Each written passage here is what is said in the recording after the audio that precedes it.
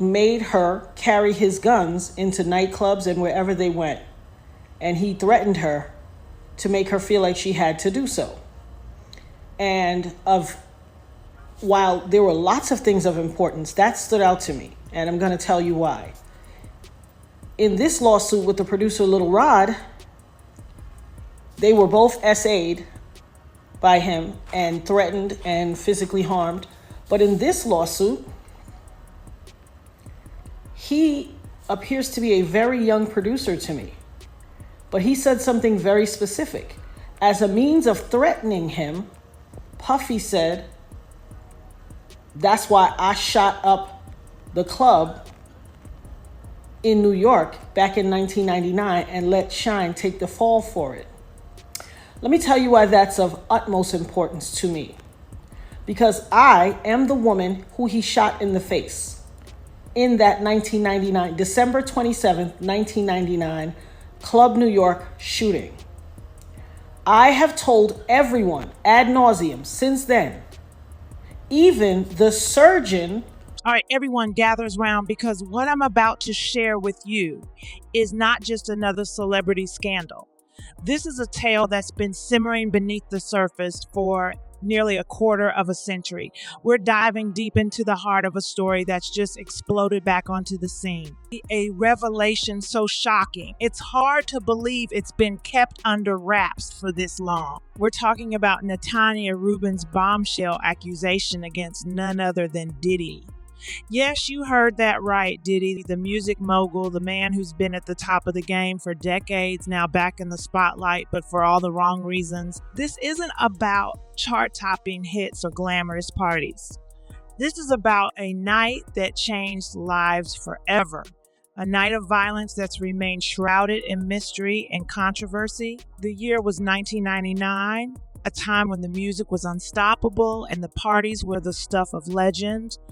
But one night at Club New York in Manhattan, the music stopped, and for Natalia Reuben, life would never be the same. She's stepping forward, breaking her silence for the first time, claiming that it was Diddy who shot her in the face, not Jamal Shinebarrow, the man who's carried the blame for all these years. Imagine for a moment the horror of that night. The chaos, the confusion, and then the pain. Natalia didn't just suffer physically. She's been carrying this weight, this story for over 2 decades. And what's more harrowing, she says Diddy didn't stop there.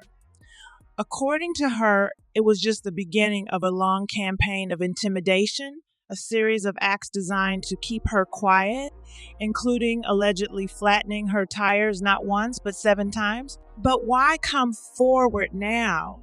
You asked. Why after all these years? Well, folks, when someone's been wronged, when they've been silenced and intimidated, there comes a breaking point, a moment when the truth can't be contained any longer. Natalia Reuben is not just seeking justice.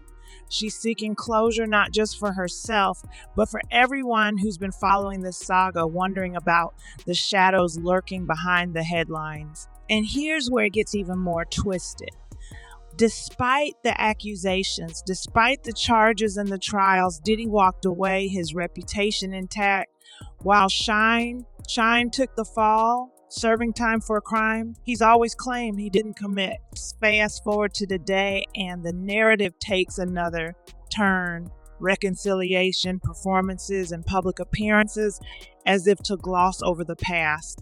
But can you really gloss over the truth? So what do we make of this, folks? Where do we stand when the music fades and the lights go out? We're left with more questions than answers, a narrative punctured by allegations of bribery, manipulation, and a quest for power at any cost. As we delve into Natalia Reuben's shocking revelations, let's not forget the real story here. It's not just about who pulled the trigger.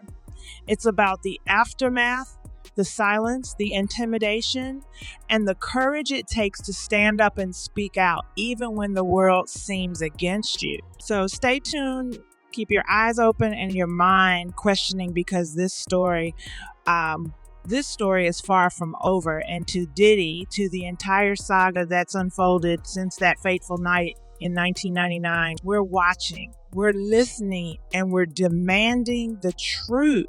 Hey, how you doing? So Here today about this latest lawsuit with the P. Diddy, Puff Daddy, Puffy, Sean Puffy Combs, whatever you want to call them,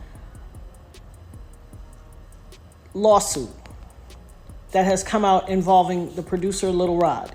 So basically his last two lawsuits, or last two major lawsuits, the one with Cassie, she made mention that Puffy made her carry his guns into nightclubs and wherever they went. And he threatened her to make her feel like she had to do so. And while there were lots of things of importance, that stood out to me. And I'm going to tell you why. In this lawsuit with the producer Lil Rod, they were both SA'd by him and threatened and physically harmed. But in this lawsuit, he appears to be a very young producer to me. But he said something very specific. As a means of threatening him, Puffy said, that's why I shot up the club in New York back in 1999 and let Shyne take the fall for it. Let me tell you why that's of utmost importance to me. Because I am the woman who he shot in the face in that 1999, December 27th, 1999, Club New York shooting. I have told everyone ad nauseum since then, even the surgeon who did the surgery to take the bullet. I got shot in my face with a 9mm hollow point bullet called a cop killer. I literally have told everyone and never changed what I said. I watched him. I got pow-powed in the face.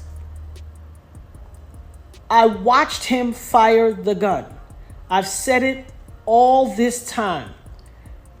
Even the surgeon who did my surgery to take out part of the bullet fragments that was aspirating into my lungs and try to remove as many bullet fragments as possible, testified in the criminal trial that while they were putting me under, I was screaming, Puffy, pew pew me in the face.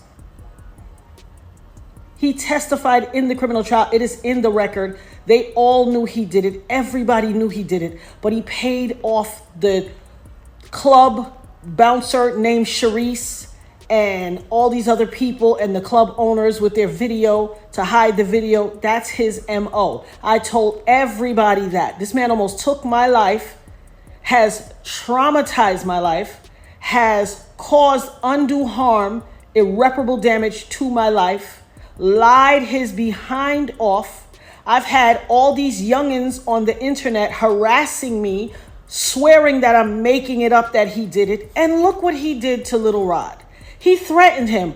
Oh, you don't think I bust my gun? I shot up the club in Club New York and let Shyne take the fall for it. I shot them people. Well. It only took 24 whole years for it to come out. You see this tattoo? This commemorates me getting shot. It took 24 years for him to come out and say it. I've been saying it all along, but y'all pick and choose who y'all want to believe. Oh, baby, you ain't seen nothing yet. Not only did he pew me in the face, he also set off a course of harassment against me for the past 24 years.